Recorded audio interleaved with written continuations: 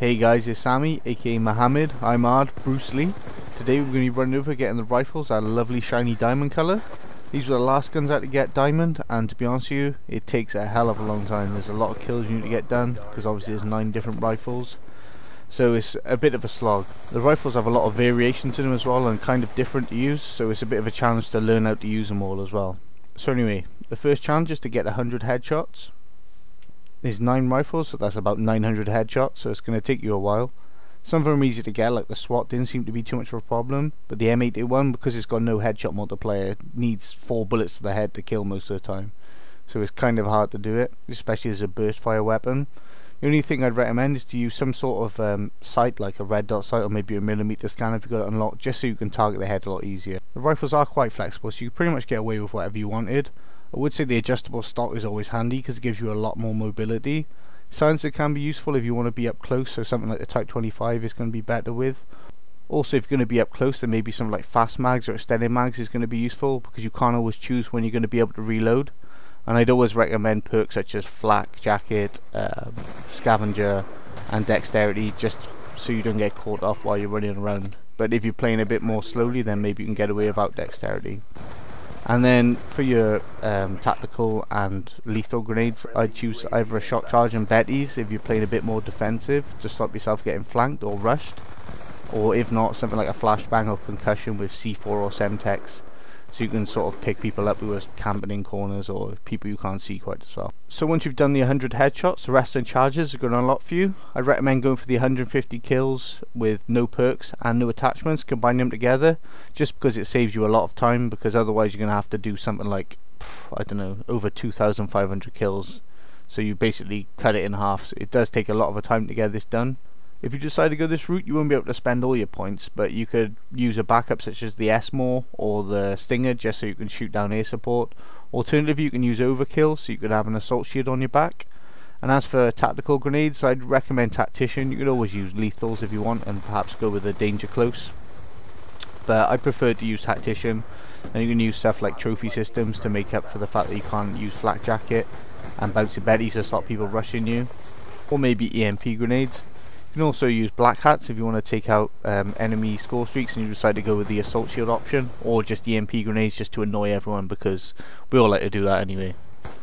So usually here I'd recommend after that you go for the Bloodthirsty, but you could either go for the Bloodthirsty or the long shots. I'm going to cover the long shot first, just because the assault rifles aren't actually that good at getting long shots compared to the sniper rifles or the LMGs. When you are going for the long shots, some of the rifles such as the Type 25, the MTAR not so much, the AN-94 a little bit, and the Scar H, they're kind of not that good if you're trying to shoot at like small targets quite far off, so I'd like to give them a little bit of help.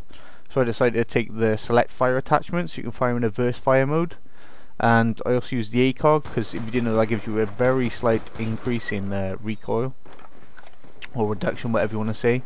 And also the foregrip, you can use that. It's not going to make a massive difference, but if you want to get these done fast, then it's going to help you. But the most important one is select fire, just because it reduces the recoil a hell of a lot, and trying to get with the Type 25 without it, even tapping burst fire, just wasn't working. On the screen now I'm just giving you the approximate range that you need to be to get a long shot.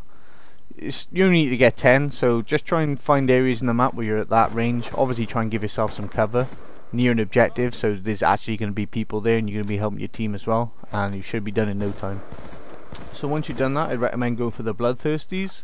These aren't really too much of a problem, to be honest, but you need to get 10 of them, and in case you didn't know what a Bloodthirsty is, it's 5 kills in 1 life without dying, obviously, and you need to use the gun for all of it. You can switch to another weapon if you want, but just make sure that you have 5 kills with the gun you want in that life, and you should all be dandy. If you're having problems getting these, then make sure you're playing to your gun strength. So a Type 25, you want to be playing up close, maybe put the suppressor on. Something like the SWAT is really quite powerful at medium to long range, so something like a red dot sight is going to help you out, and you don't really need a silencer, you can probably get away without it. Also make sure that, you know, if you've got a rifle and you're facing off against a sniper rifle, then that may be a bad matchup. So if you find you facing off against a sniper who's always going to the same side of the map, then maybe find another area where he's not going to be, or alternatively try and get closer so you'll have the advantage over him. So the final challenge to get done, to get that lovely shiny gold camo, or diamond if you've gone far enough, is to get the double kills. These really aren't too much of a problem, to be honest. You just need to play a bit more aggressive if you're having trouble picking these up. The reason I said to go for these last is because, to be honest, you're most likely going to get these before you get the other ones anyway, just by playing naturally. But if you are having trouble, then play a bit more aggressively. Maybe you need to put extended mags on just so you can push forward for that extra kill rather than stopping to reload. But to be honest with you, I don't think anyone will be having trouble with these. So other than that, the only thing I would say is that if you are going to use the select fire on something like the SWAT, the SMR or the FAL, then it actually does cause a drop in the gun's range, so it's going to sort of be a lot less effective. And with the SMR and the FAL, it's going to give the gun a lot more recoil, and I think it cuts off the range a bit. At least it does on the FAL, I'm not so sure on the SMR. But basically you're paying an extra point. If you've got a decent trigger finger, then do it, but if you really are struggling, then by all means, then just use it. But don't forget that for the no perks and attachments, you're going to have to learn to use it without anyway. So other than that, guys, I hope this video has been helpful to you. I've covered every single diamond camo now, and there's a link, I'll put a link at the end of this video as well, to the playlist so you can check out any of the videos. The only things I haven't done yet is the S-Mall and the RPG, which I'm working on. I know I've been saying that for ages, but after getting it gold, I just really found it heart-wrenching to have to try and go through getting those double kills and triple kills again. But it should be coming soon. So anyway guys, thank you for watching. Bye bye now. Bye bye.